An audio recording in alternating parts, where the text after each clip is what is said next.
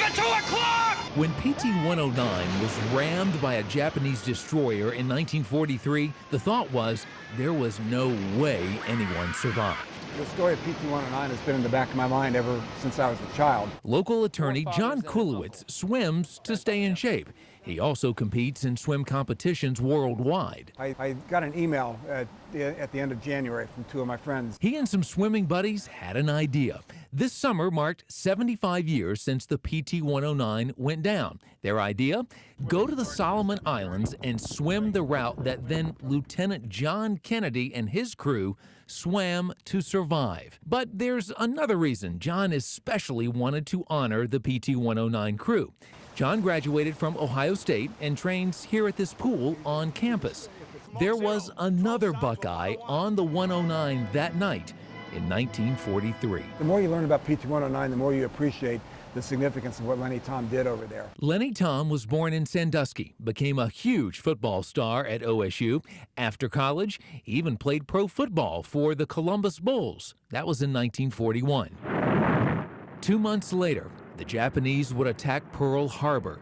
Lenny Thom graduated OSU in 1942, joined the Navy, and was assigned to the PT-109 in 43. Then Lieutenant Kennedy was the skipper of the boat, and Ensign Leonard J. Thom was the executive officer, the second in command. 4 months later, that Japanese ship rammed the 109 and caused a spectacular explosion.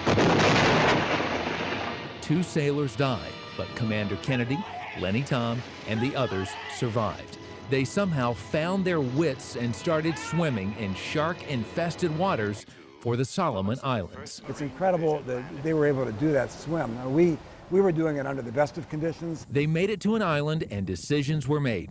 Kennedy would swim out and look for rescue boats. So in the meantime, Ensign Thom, his job was to stay on the island with the crew, and it was his job to keep the crew together, keep everybody's morale up. And this was at a time when several of them were very seriously injured. A couple days later, 2 island natives found Lenny Thom and his crew. He had to convince the 2 natives that it was okay, that they were okay, that they meant no harm, that the Americans meant no harm. Somehow, Lenny and his crew found a scrap of paper and the stub of a pencil. Lenny then started writing. He wrote out a very detailed note, exactly where they were, what had happened, and enough information there to make sure that the U.S. command would know that it was not a decoy or a trap. The natives did make that 38-mile canoe trip to American headquarters and delivered the note by Lenny Thom, and also delivered a coconut on which John Kennedy scratched out a note. Shortly after, Kennedy was rescued first, and then his PT-109 crew. And it's been a matter of lifelong interest. Meantime, John Kulewicz was still trying to make his swim in the Solomon Islands happen. His wife, Marilyn, was still apprehensive until the moment we left for the airport. Just before we left for the airport, an email came in from Caroline Kennedy's office. You heard right. President Kennedy's daughter, Caroline, responded to John's email about his trip. That instantly changed everything.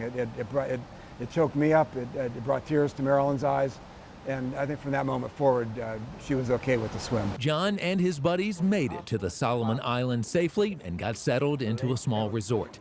The morning came, the day for the swim.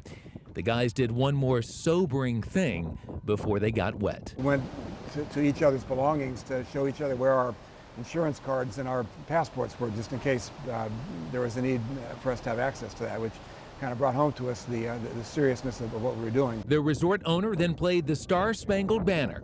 After that, exactly 10 a.m., we waded into the water, and the swim started from there. They swam from Kennedy Island to Olisana to Nauru Island, and then back to Kennedy. They covered 4.2 miles in the same waters where many historians say Lenny Thom saved his crew and saved a future U.S. president. I like to think that a lot of what Lenny Thom learned at Ohio State is what helped him through over there in the Solomon Islands. It was such a characteristic American moment. It's one of the things that attracted us so much to the swim, because the story of PT-109 is the story of America at its finest. It was their courage, their determination that brought them through all that. That's all that they had when the boat sunk, but it's what made them, what got them out alive.